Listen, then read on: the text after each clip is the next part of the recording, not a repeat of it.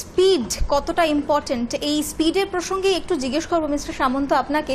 এক্ষেত্রে কি আমরা বলতে পারি যে একজন স্টুডেন্টের দৃঢ়তা বাড়াতেও বা এই যে স্পিডের কারণে এই যে ভিজুয়ালাইজেশনের কথাটা উনি বললেন, এই প্রসঙ্গে আপনি যদি কিছু বলেন আর কি।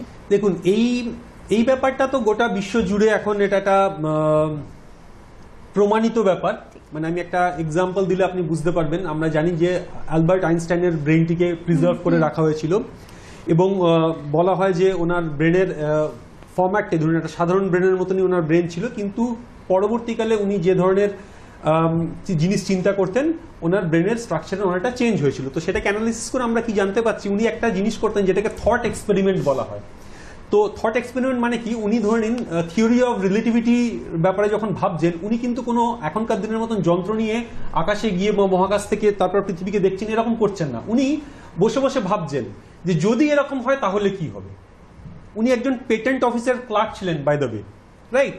তো উনি এরকম ভাবতেন যে ওনাকেও স্কুল লেভেলে কিন্তু উনি খুব ভালো পারফর্মার ছিলেন না, কিন্তু উনি বসে বসে ভাবতেন, ভিজুয়ালাইজ করতেন যে যদি এরকম হয় তাহলে এরকম কি হবে, যদি লাইটের স্পিড এতটা বাড়িয়ে দিতে পারি তাহলে তার পাশে যদি একটা ট্রেন যায়, ট্রেন থেকে মানুষ লাইটটাকে যখন দেখবে কি রকম জিনিস দেখবে। এই যে একটা থট এক্সপেরিমেন্ট, এইটার ফলে কি হয়, ওনার ব্রেন বাকিদের থেকে আস্তে আস্তে ডেভেলপ করতে শুরু করে।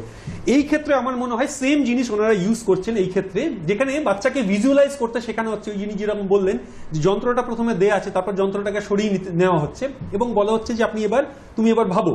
ও তখন হাত নাড়িয়ে এরকম করছে। এই যে ভিজুয়ালাইজ করছে, একসঙ্গে তিনটে জিনিস দেখছি ও করছে।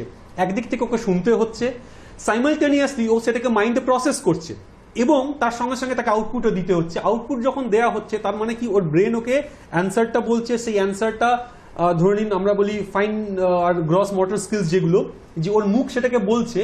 এই যে জিনিস, এই যে পুরো অ্যাক্টিভিটিটা হচ্ছে within a fraction of second, এর ফলে কি হচ্ছে, ব্রেনের যে দৃঢ়তা আপনি যেটা বললেন অনেক কম্প্যাক্ট, অনেক সুদৃঢ় হচ্ছে। আর একটা মজার জিনিস যেটা আমি দেখি, ওনারা কিছু ব্রেন জিম করান, আমি দেখছিলাম ইয়েতে ব্রেন জিম টাইপের কিছু করান, ডান হাতে বাঁ হাতে লেখার। তো ব্রেনে আমাদের অ্যাকচুয়ালি দুটো হেমিস্ফিয়ার থাকে, রাইট হেমিস্ফিয়ার, লেফট হেমিস্ফিয়ার। তো এনাদের যে টেকনিকগুলো এনারা ইউজ করছেন, আমি অনেক অ্যাবাকাস কোম্পানি দেখেছি, এনাদের টেকনিকের যেটা আমি বিশেষত্ব লক্ষ্য করলাম সেটা হচ্ছে দুটো হেমিস্ফিয়ার একসঙ্গে কাজ করা শিখিয়ে দিচ্ছেন এনারা।